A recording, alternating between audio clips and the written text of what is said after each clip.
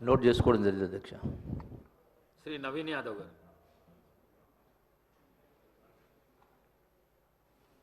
Speaker గారికి, deputy speaker గారికి, గౌరవ ముఖ్యమంత్రి గారికి, మంత్రులకు, గౌరవ మంత్రులకు, సభ్యులకు, అధికారులందరూ కూడా నమస్కారం. స్పీకర్ సార్, ఫస్ట్ టైం మాట్లాడుతున్నందుకు చాలా హ్యాపీగా ఫీల్ అవుతూ మీకు ధన్యవాదాలు తెలియజేస్తూ, గత 2 సంవత్సరాల క్రితం ఇదే సభలో గౌరవ ముఖ్యమంత్రి గారు ఒకానొక సందర్భంలో పేరు ప్రస్తావించడం, 2 సంవత్సరాల లోపే ఇక్కడ ఈ సభలో తోటి సభ్యుడిగా రావడం చాలా అదృష్టంగా, గౌరవంగా భావిస్తూ అధ్యక్ష, మా సామాన్య కుటుంబం నుండి వచ్చినటువంటి నాకు ప్రజాసేవ కల్పించే అవకాశం కల్పించినటువంటి మా ముఖ్యమంత్రి గారికి, కాంగ్రెస్ పార్టీ పెద్దలకు ఈ అవకాశాన్ని స్వాగతిస్తూ, మా ప్రాంత ప్రజలందరూ కూడా నన్ను ఆశీర్వదించి సభకు పంపించడం వల్ల అందరికి కూడా మనసారా కృతజ్ఞతలు తెలియజేస్తూ, సార్ ఈ సభలో మాట్లాడే ప్రతి మాట, ప్రతి అంశం కూడా ప్రజల జీవితాలతో ముడిపడింది కాబట్టి సభ గౌరవిస్తూ, సభ మర్యాదలను పాటిస్తూ ముందుకు సాగుతానని, మా ప్రాంత ప్రజల యొక్క సమస్యలు పరిష్కరించడానికి గౌరవ ముఖ్యమంత్రి గారి ఆశీస్సులతో, సలహాలు, సూచనలతో మా ప్రాంత ప్రజల సమస్యలు పరిష్కరిస్తూ వారి సంక్షేమ అభివృద్ధి కోసం సాగుతాను ముందుకి, అదే నా లక్ష్యంగా పెట్టుకొని ముందుకు సాగుతానని. అట్లానే మా ప్రాంతంలో కృష్ణానగర్ అనే ఒక ఏరియా ఉంది సార్, దాదాపు 30-40 సంవత్సరాల నుండి అక్కడ వర్షాకాలంలో చాలా వర్షం వల్ల చాలా ఇబ్బందులకు గురవుతున్నారు ప్రజలు. మా మంత్రులు, అధికారుల దృష్టికి తీసుకెళ్ళినారు, అది పని కొద్దిగా ఆలస్యం అవుతుంది, తొందరగా పూర్తి చేయాలని ఒకటి సభ ద్వారా కోరుకుంటున్నాను. అట్లానే హై టెన్షన్ లైన్స్ మా ప్రాంతంలో ఉండడం వల్ల 10ల సంఖ్యలో ప్రజలు చనిపోయినటువంటి విషయం పూర్వంలో, అది కూడా అధికారుల దృష్టికి తీసుకెళ్ళినారు. అది కూడా అండర్ గ్రౌండ్ కేబులింగ్ ఫాస్ట్గా చేస్తే ఆ ప్రాంత ప్రజలు సురక్షితంగా ఉంటారనేది ఒక సందేశం మీ ద్వారా అందిస్తున్నాం అధ్యక్ష. అండ్ చాలామంది పిల్లలు కూడా అక్కడ చదువుకొని 10th తర్వాత ఫైనాన్షియల్ ప్రాబ్లం వల్ల చదువుకోలేని పరిస్థితి. సో అక్కడ ఒక ఇంటర్మీడియట్ అండ్ డిగ్రీ కాలేజ్ కూడా వస్తే బాగుంటుందని ఒక అభిప్రాయం తెలియజేస్తూ, నాకు ఈ అవకాశం ఇచ్చినటువంటి మీకు థ్యాంక్స్. మినిస్టర్ సభ్యులు చెప్పిన అంశాలని నోట్ చేసుకోవడం జరిగింది అధ్యక్ష. శ్రీ కేఆర్ నాగరాజు గారు. ధన్యవాదాలు అధ్యక్ష.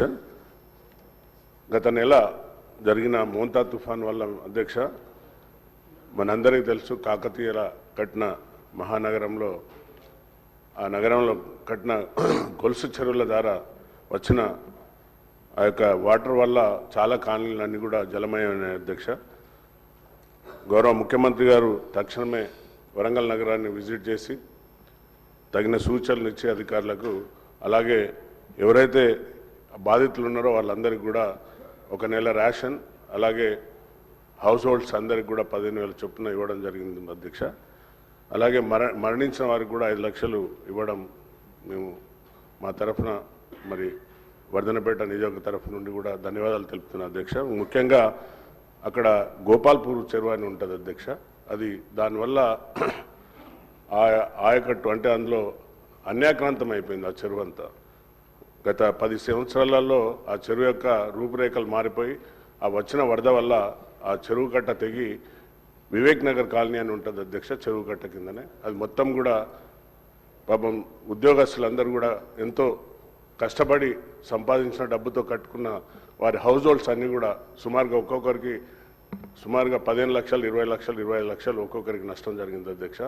కాబట్టి దయచేసి మీ ద్వారా ఇరిగేషన్ మినిస్టర్ గారికి, అలాగే మా యొక్క ముఖ్యమంత్రి గారికి తక్షణమే ఆ గోపాల్పూర్ చెరువును రిట్మెంట్ చేసి శాశ్వత పరిష్కారం చేయాలని కోరుకుంటున్నా అధ్యక్ష. రెండో విషయం, సభ్యుడు మాట్లాడుతూ బాంబులతో పేల్చేస్తున్నారని అసత్య ప్రచారాలు ఇక్కడ కూడా మాట్లాడడం సిగ్గుచేట అధ్యక్ష. దాన్ని వెంటనే తొలగించాలి అధ్యక్ష, రికార్డులోకి వెళ్ళి తొలగించాలి అధ్యక్ష. భాష మంచిగా మాట్లాడమని సభ్యులు చెప్పిన అంశాన్ని నోట్ చేసుకోవడం జరిగింది అధ్యక్ష. శ్రీమతి కోవాలక్ష్మి గారు.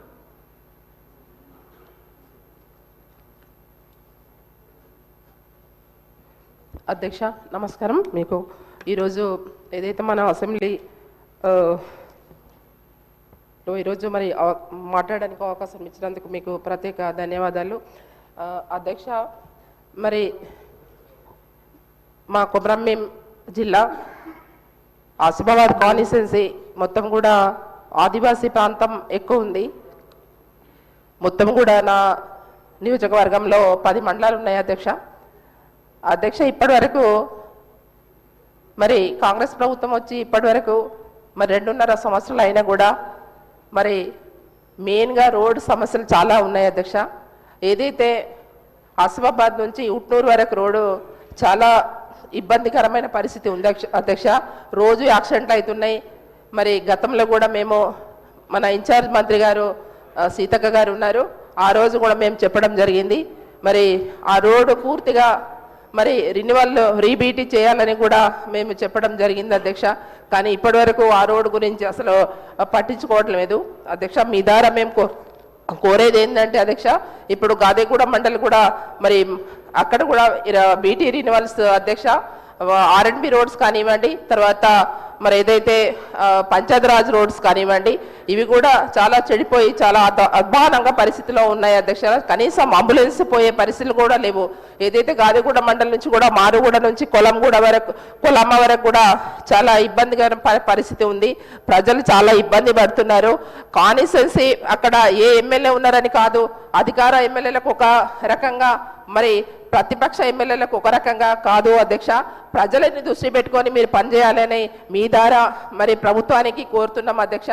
ఏదైతే మన అధ్యక్ష ఇప్పుడు మనకు మన ప్రాజెక్టు విషయం వస్తే అధ్యక్ష, కొమరంభీం ప్రాజెక్టు మరి చాలా రోజుల నుంచి డ్యామేజ్ ఉంది. ఆ విషయం కూడా మంత్రి సీతక్క గారికి తెలుసు. మరి ఇప్పుడున్నవంటి ఇన్ఛార్జ్ మంత్రి గారికి కూడా మేము మీ ద్వారా తెలియజేస్తున్నాము. మరి కొమరంభీం ప్రాజెక్టు కూడా మరి డ్యామేజ్ అయ్యి ఇప్పటి వరకు పెండింగ్లో ఉంది. ప్రతి సంవత్సరం మరి ఈ ఒక 2 సంవత్సరాల నుంచి నీళ్లు కూడా మొత్తం కూడా వదిలేస్తున్నారు. దాంట్లో భాగంగా ఏవైతే బ్రిడ్జెస్ ఇప్పుడు గుండీ బ్రిడ్జెస్ కానీ మన తర్వాత లక్మాపూర్ బ్రిడ్జ్ కానీ సగం అయి అట్లనే ఆగి ఉన్నాయి అధ్యక్ష. 2 సంవత్సరాల నుంచి ఒక రూపాయి కూడా మరి శాంక్షన్ చేయట్లేదు. తర్వాత ఏదైతే అన్నర్పల్లి బ్రిడ్జ్ కూడా అది కూడా శాంక్షన్ అయి ఉంది అధ్యక్ష. మేము ప్రతిసారి చెప్తున్నాం కానీ మరి ఇక్కడ అసెంబ్లీలో చెప్పినా కూడా మరి పట్టించుకోవట్లేదు అధ్యక్ష. మీ ద్వారా మరి ప్రభుత్వాన్ని కోరుతున్నాము చేయాలని, తక్షణమే తొందరగా ఏవైతే రిన్యువల్స్ బీటీ రిన్యువల్స్ మాత్రం పూర్తిగా చేయాలని మీ ద్వారా కోరుతున్నాం అధ్యక్ష. ఏదైతే మన గిరిజన ఆశ్రమ పాఠశాలలో పనిచేస్తున్నామంటే మరి సిఆర్టీల సమస్య వాళ్ళకు టైం స్కేల్ ఇవ్వాలని మరి వాళ్ళు కోరుతున్నారు అధ్యక్ష. ఎందుకంటే పాపం వాళ్ళకు ప్రతి నెల సాలరీస్ కూడా రావట్లేదు. 8 నెలల నుంచి సాలరీస్ పెండింగ్లో ఉన్నాయి అధ్యక్ష. వారికి కూడా ఇవ్వాలని కోరుతూ మరి ఇంకా చాలా సమస్యలు ఉన్నాయి అధ్యక్ష. అవి కూడా మీరు ఇప్పుడైతే మేము చెప్పిన సమస్యలు అయితే ఖచ్చితంగా మరి తొందరనే ఇక్కడ అసెంబ్లీలో మాట్లాడినా కూడా మేము అక్కడ కనీసం ఏ స్పందన లేదు. మరి ఇప్పుడు ఇన్ఛార్జ్ గారు మంత్రి గారు మరి జూపల్లి గారు ఉన్నారు, వారి దృష్టికి మీ ద్వారా తీసుకెళ్తున్నాము. ఇంకోటి అధ్యక్ష, ఏదైతే మాకు ఎమ్మెల్యేలో గెలిచిన తర్వాత మరి ఎక్కడ కూడా కాన్స్టిట్యుయెన్సీకి వెళ్ళినప్పుడు చాలా ఎమర్జెన్సీ మరి అక్కడ సమస్యలు ఉన్నప్పటికీ మాకు సిడిపి ప్రతి సంవత్సరం కూడా ఇచ్చేది అధ్యక్ష. మరి ఇక్కడ ఉన్న ఎమ్మెల్యేస్ అందరు సభ్యులందరూ కూడా మరి మీరు ఎట్లా ఇస్తారనేది మాకు తెలియదు అధ్యక్ష. గతంలో ఇస్తుండే కాబట్టి ఇప్పుడు కూడా మీరు మరి సిడిపి నిధులు మాకు ఇవ్వాలని మీ ద్వారా మేము ప్రభుత్వాన్ని కోరుతున్నాం అధ్యక్ష. Thank you. మంత్రి గారు.